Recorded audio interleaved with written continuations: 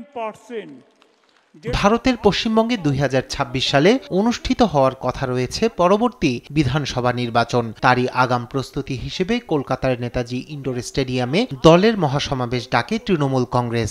সকাল 11টায় শুরু হয় সমাবেশ। এতে দলটির সর্বোচ্চ নেত্রী ও পশ্চিমবঙ্গের মুখ্যমন্ত্রী মমতা বন্দ্যোপাধ্যায় কি বার্তা দেন সেদিকেই তাকিয়েছিলেন দলীয় নেতাকর্মীরা।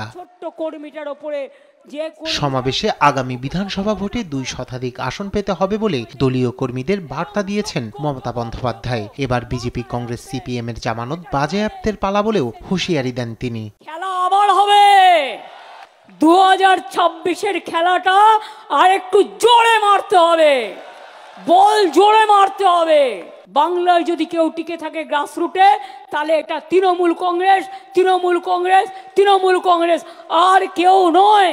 এদিন তৃণমূলের সভা থেকে বিজেপির কঠোর সমালোচনা করেন দলটির সর্বোচ্চ এই নেত্রী। 2027 থেকে 29 সালের মধ্যে মোদির ক্ষমতা শেষ হবে বলেও মন্তব্য করেন তিনি। মনে রাখবেন, 2027 থেকে 29-এর মধ্যে বিজেপির ক্ষমতা শেষ। ওরা 2-3 বছর, 4 বছর যা করার করবে, 2-3 বছরের বেশি আয়ু ওদের নেই। পশ্চিমবঙ্গের বদনাম করার জন্য বিজেপি বারবার এজেন্সি পাঠাচ্ছে বলেও অভিযোগ পশ্চিমবঙ্গের মুখ্যমন্ত্রীর।